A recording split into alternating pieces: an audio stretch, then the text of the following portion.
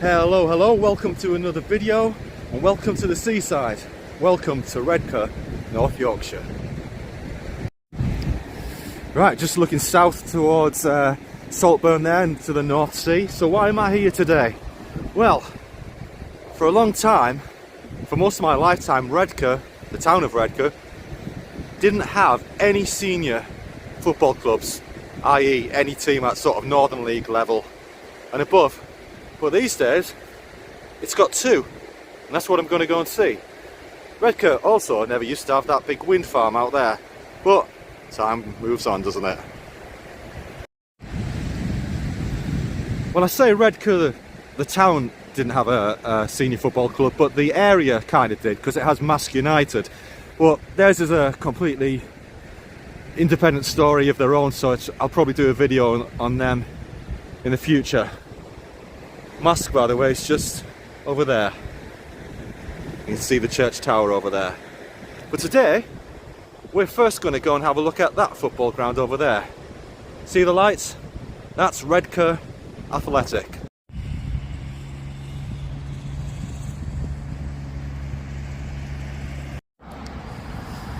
So here we are, entering Redcar. Those of you not from the area might be looking at me going, surely Richard, it's called Redcar. But trust me, if you're from the area, it's Redcar. As you can see, the town is the home of the oldest lifeboat in the world, and there's actually a museum in town for that if you're ever here. The town's also famous for the lemon top ice cream. It's like a normal vanilla ice cream with sort of lemon sorbet on top. And historically, the town is part of North Yorkshire, much the same way as, say, Middlesbrough was. But these days it's not considered North Yorkshire, but I think the people here probably do think themselves as Yorkshire people. Well, what can I tell you about Redcar Athletic Football Club? Well, we were formed as recently as 1993, so just over 30 years old. Nicknamed the Steelmen. The town of Redcar is basically built on the steelworks, but that's mostly on the other side of town, we might see a bit later. And originally they were known as Teesside Athletic, played in the Teesside League and then the Wearside League, and then changed the name to Redcar Athletic in 2010. And they eventually worked their way up and got promoted to the Northern League Division 2 in 2018, and then got up to Division 1 in 2021, which is where they are right now. So in the past season, they've just finished 12th in the Northern League Division 1, which is very respectable. Crowds ranging from sort of high 100s to mid 400s. I'd say the average probably about 280, 290, but several crowds over 400 in the last season, which is very good for a town this size. So let's go and see if we can see inside the ground. So this looks like the main entrance, and you can tell it's quite a modern club by the size of this clubhouse. Micro pub.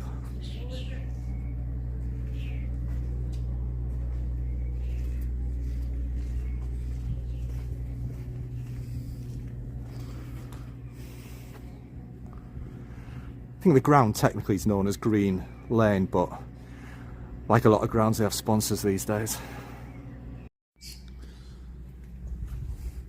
Let's go for a wander past this funky little micro pub, see if we can see inside the ground.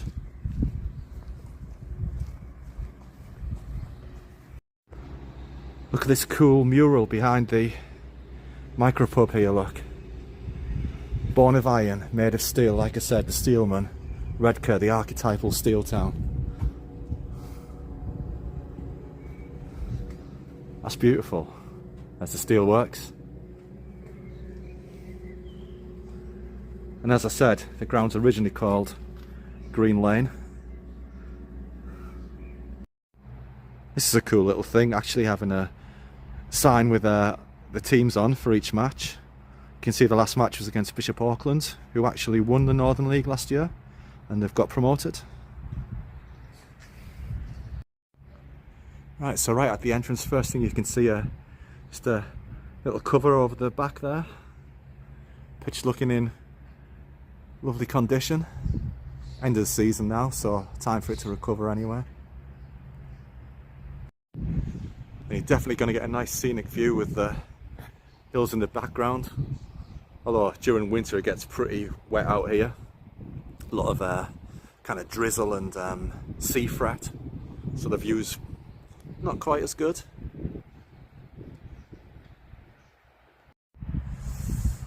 Can't quite see what's on this side of the ground, but maybe I'll be able to have a look inside in a minute, who knows. But I think there's some kind of stand on this side. Just entering the clubhouse area and everything, and an interesting little plaque here, look. Teesside Athletic FC, officially opened on 19th January 2006 by Gareth Southgate. Of course, Gareth Southgate was playing for Middlesbrough around that time, so he was very local at that time. Now gone on to greater things with England.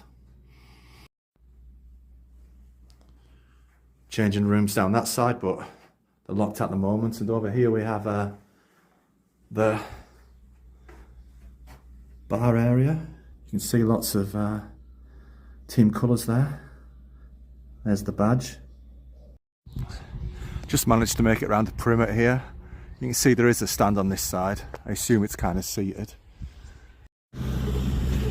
Well, I managed to get a decent view in the corner over here, although the groundsman's on a tractor next to me, so it's a bit noisy. But yeah, you get a better idea of the ground there. You can actually see the sea as well. So rivaling my video at Easington, which probably has the best sea view in Northern League football. Oh, hang on, I've managed to find my way to the other side of the ground where you can actually get a better view of the stands and stuff. So if we look around there, some really nice dugouts there. They look almost like a kind of professional level, don't they? And you've got that little seated stand there, but you also have the covered stand there with the Redcar Athletic Football Club.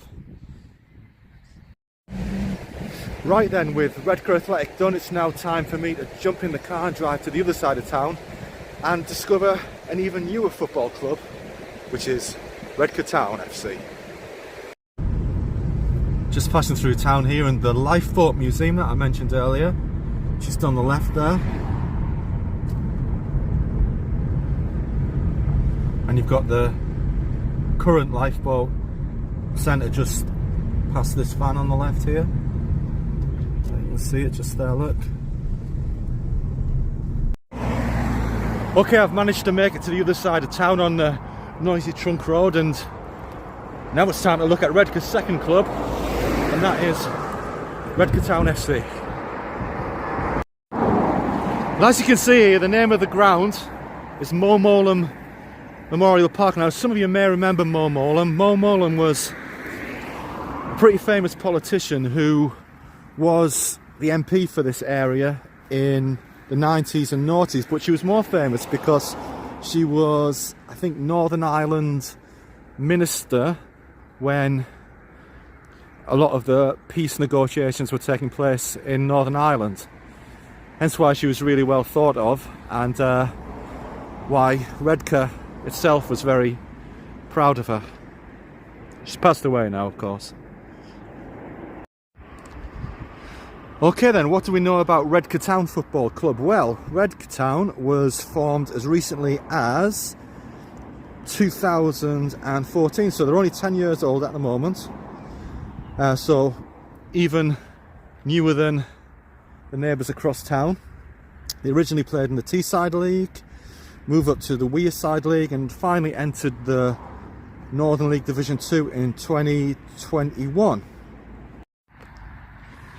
In the past season they finished 17th out of 22 in Northern League Division 2, so a bit of a struggle, which kind of belies how progressive the club looks off the pitch here. Average crowd of about 100, highest one of the last season was 193, so about half the size of what Athletic are getting across town.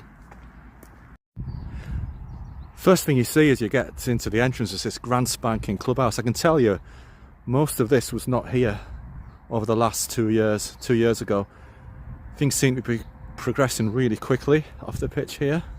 it'll be interesting to see if they start rising up the leagues and becoming more successful on the pitch.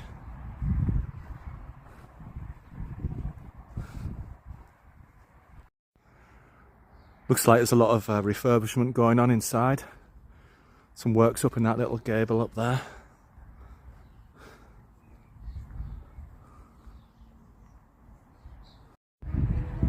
Well, I've managed to get inside the ground, which of course is always the dream when you get to these grounds. Had a little chat with a member of staff who didn't want to be on camera, but kind of confirmed what I was saying really. Quite a lot of big plans going on here. Just changed the management team yesterday, so they're looking to improve on the pitch to match what's going on off the pitch. And you can see we've got a few seats behind the stand there, covered terrace there, look. Bit of a covered terrace at that other end. I'll have a complete walk around in a minute. Pitch has just been done. Looking great after the season we've just had, and it also confirmed what I said about that room up there. I think he said he was putting a bar up there in the that gable room up there, and at the moment they're refurbishing inside as well. So I won't take a picture, but yeah, lots of work going on inside. And as always, there's always people around putting so much of their own volunteer time and effort into making things better for the club. This is just happening at every non-league club around. It's a shame that some of them have to be losers and some of them have to be winners, really.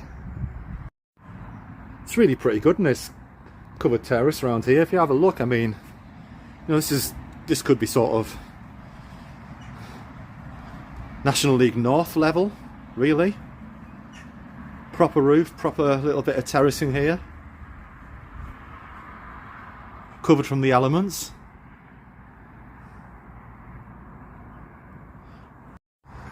So I'd say you'd get probably what, 150 standing there. We've got about 40 seats on this side to go with the other side as well.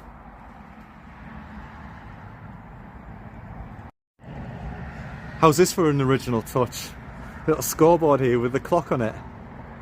Don't see that very often, well, not in modern grounds anyway.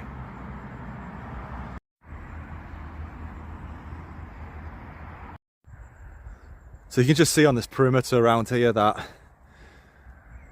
I'm guessing they'll be putting a hedge there so people can't see through it eventually. Just come round to the other end, and again you can see you've got proper terracing going around here. Nice and neat, tidy, safe, unlike quite a few of the older grounds.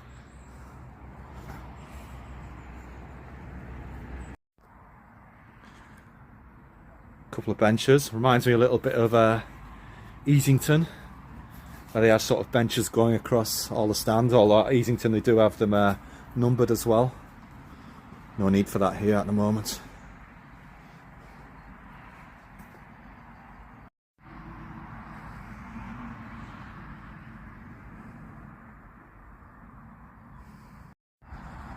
And nearly made it full circle, and we've come to these two kind of little prefab stands around here.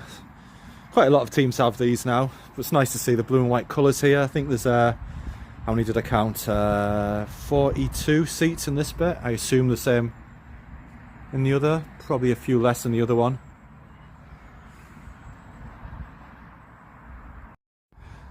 And here you have like a tunnel. I'm not sure if this is where the players come out or not, or maybe they come along there and come out, not sure. Nice little thing anyway.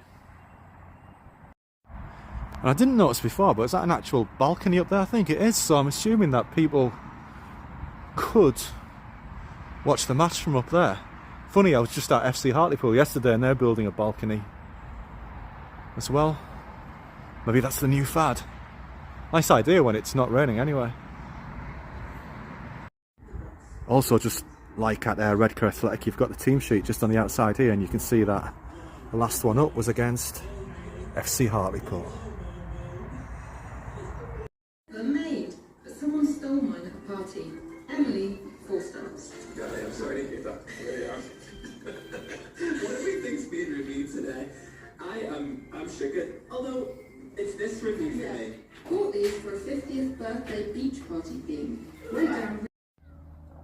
Okay then, that's it for my tour around the Redcar football clubs, finishing here at Redcar Town Football Club.